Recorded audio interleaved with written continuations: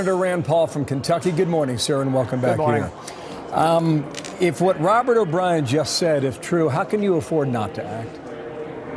I think the thing is you have to ask yourself and ask the general question, are attacks more or less likely now that Soleimani is gone? The person who has replaced him has been his assistant general for 22 years, is a hardliner, and now the whole country of Iran is consumed with revenge. So I think if you're asking yourself, will there be attacks on America? I think there's much more likely to be attacks now that with his death. But you also have to ask if anybody thinks that there's a possibility that diplomacy would work, how it's going to work when you kill the major general of another country. So I think what we've done is we've taken diplomacy off the table, and the only possibility now is military escalation. It's unknown how much military escalation, but I think there will be an escalation. On that point, I think last night you called it the death of diplomacy, if I've got your quote right. Was there much diplomacy to begin with, Senator? Well, there was with the Iran agreement. The Iran agreement wasn't perfect, and I was a critic of the Iran agreement. However, I think it was a big mistake to pull out of the Iran agreement. We should have tried to build upon the Iran agreement. We did that, but then we placed an embargo where Iran wasn't allowed to sell any goods internationally, including their main export of oil. An act of an embargo is like an act of war, and then to top that off, we've now killed one of their major generals. I think it is the death of diplomacy, and I see no way to get it back started again until sort of the revenge of the Iranian people is somehow sated. And I hate this. I hate that this is where we're going. I've been someone who has been for engagement, but there was much less killing, there was much less violence after the Iran agreement. In fact, there was a lull in a period in which I think we were headed towards a much more stable situation with Iran, and now I think it's gone, and I think it may be gone for a lifetime. Senator, here is the president yesterday on Rush Limbaugh in the afternoon radio program. Just react to this comment here from President Trump. He is responsible for the IEDs, those are the roadside bombs, and then the sister, which is the big one, the big version that actually knocks out tanks and kills everybody within earshot. He's responsible for all those incredible young people over at Walter Reed, and he should have been taken out a long time ago. Would you take exception to that, Senator? You know that he's been a menace for 20 years. I think there are a lot of reports that the IEDs and then the heightened version of the IEDs were coming from Iran.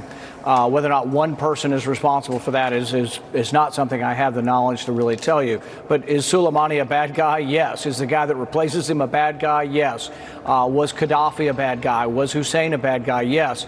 But we have to ask ourselves, and President Trump has said this millions of times or thousands of times, that Saddam Hussein was a bad guy, but taking him out destabilized the region. It is about the broader implications of killing someone, not whether they're evil or not. And so foreign policy can't be based on we're going to kill everyone who we believe is evil or bad in the world. There are thousands and thousands of such people. We have to look at the ramifications of what comes next. My fear is the ramifications of this killing will be more killing, and that it's really precluded the idea of having any kind of diplomatic relations with Iran. It was already difficult before this. Yeah. Now I think it's impossible. Two more questions. Some are suggesting things go quiet for a time. Let's see who's right in the end. You say you got bad advice.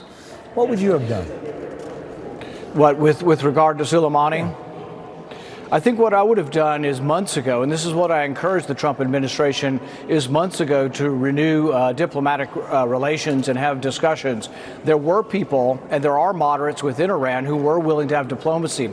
Their voices are completely squelched by this. So what we've done is we have empowered the hardliners. We've brought together people who might have had misgivings about the government. They are rallying around the Iranian flag now. So it's all going in the opposite direction. But there was a time, and there were people within the Iranian moderate community who did want to have discussions. That's over now. They cannot talk to us now because it's now them rallying around the flag. Anybody who's independent or indecisive or moderate is now rallying around the Iranian flag. And so, no, this has set us back a great deal. There were people who blamed the Iranian government for the economic problems they had. They had protests over gas prices a month or two ago. All those people now are rallying around the flag and rallying around what they perceive as an aggressive move by America. Let's see where that goes. I'm going to squeeze in one more question here on impeachment. Sir, what do you think Nancy Pelosi's strategy is? And how do you see that playing out now, Senator? It's still hard for me to fathom how she thinks she's going to punish Republicans by withholding the impeachment, which none of us favor. So she's punishing us by not sending us the impeachment. I'm happy to be so punished for as long as it takes. She can keep the impeachment over there forever, as far as I'm concerned. Senator, thank you for your time today. Rand Paul on the Hill, and come on back soon, okay? A lot to cover on that. We'll see how it unfolds over the month of January, if it does.